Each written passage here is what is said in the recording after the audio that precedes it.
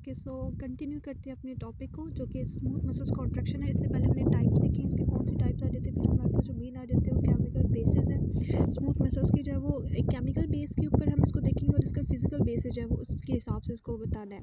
अच्छा, सबसे पहले अगर हम देखेंगे केमिकल बेस में, तो यहाँ पर भी एक्टिन और मायोसिन की ही प्रेजेंस है। जैसे हम स्केलेटल मसल्स के अंदर पढ़ते हैं, एक्टिन और मायोसिन का ही इंटरेक्शन होगा इसकी मेजर कॉन्ट्रैक्शन के अंदर। लेकिन यहाँ पर डिफर कहाँ पर आ जाता है कि इसके अंदर जो ट्रोपिनिन कॉम्प्लेक्स था, जैसे हम जैसे स्केलेटल मसल्स के अंदर जो वो ट्रोपिनिन कॉम्प्लेक्स होता है, उसकी बाइंडिंग साइट्स होती है फॉर कैल्शियम, जिसकी वजह से जब वो कैल्शियम जब बाइंड करता है एंड देन सारा कुछ प्रोसीजर होता है।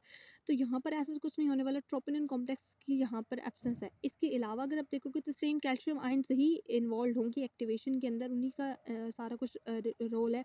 एटीपी भी यहाँ पर एडीपी के अंदर कन्वर्ट होगी और एनर्जी प्रोवाइड करेगी एटीपी में।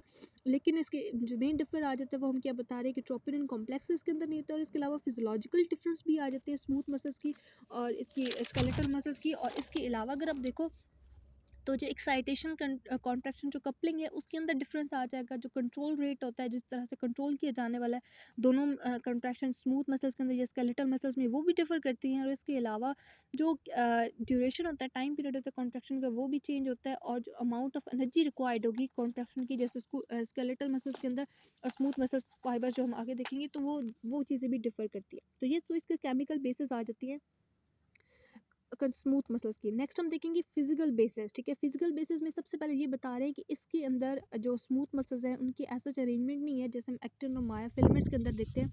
तो इसकी कॉन्ट्रैक्शन जो होगी, सॉरी, जो इसकी जो अपीयरेंस है वो उस तरह की नहीं होने वाली। और जब इसमें जो मेन जो डिफरेंस जहाँ पर आ जाता है कि यहाँ पर इनके अंदर डेंस बॉडीज प्रेजेंट होती है। इस तरह के आप देखो तो ये जो है वो डेंस बॉडीज की जो है वो इनकी प्रेजेंस होती है, जो कि क्या करती है, जो आपके पास ये जो एक्टिन होते हैं इनके साथ ये अटैच होते हैं। मतलब एक्टिन के जो है ये एक पार्ट जो है वो इसके साथ, जैसे हम पीछे स्केलेटल मसल्स में क्या बताते हैं, जी डिस्क की प्रेजेंस होती है और जी डिस्क के साथ एक्टिन फिलामेंट्स जो है वो अटैच होते हैं। लेकिन यहाँ पर ऐसा कुछ नहीं है, यहाँ पर जो है डेंस बॉडी की प्रेजेंस आ जाती है।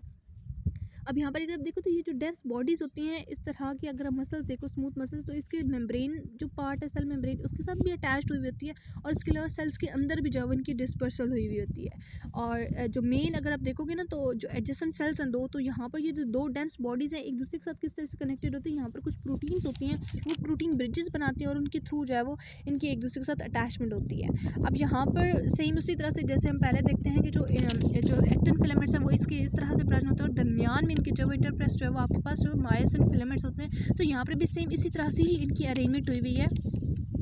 और जो मेन अगर हम ये डायग्राम जो है अगर हम देखेंगे 8.2, तो ये इसी चीज़ को मैंने अभी एक्सप्लेन किया कि यहाँ पर इनके अंदर क्या है कि जो स्मूथ मसल सेल्स होते हैं उनके पास एक्टिन फिलामेंट्स होते हैं और मायोसिन फिलामेंट्स होते हैं। और यहाँ पर जो है वो जो है वो डेंस बॉडीज़ होती हैं, जो कि क्या करती है, यहाँ पर एक्टिन फिलामेंट्स को जो है वो अराइज करती है, जिनकी आगे फर्दर मायोसिन फिलामेंट्स के साथ उनकी अटैक सारा कुछ प्रोसेस होने वाला है। लेकिन यहाँ पर जी डिस्क की एब्सेंस होती है और जो है वो डेंस बॉडी की प्रेजेंस होती है। एक जो मेजर डिफरेंस आ जाता है ना एक्टिन फिलामेंट्स का और मायोसिन फिलामेंट्स का, वो होता है presence of side polar.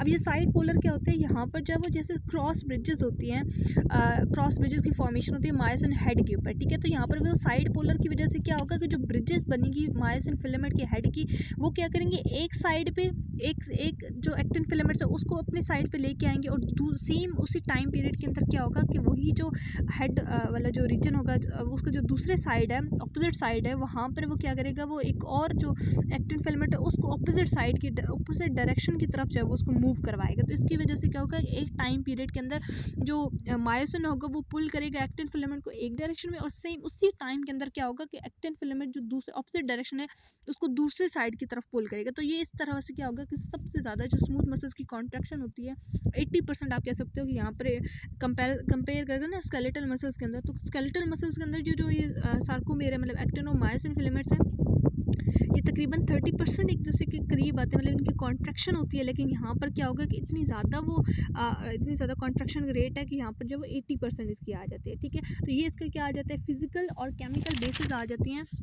Smooth muscles contraction की।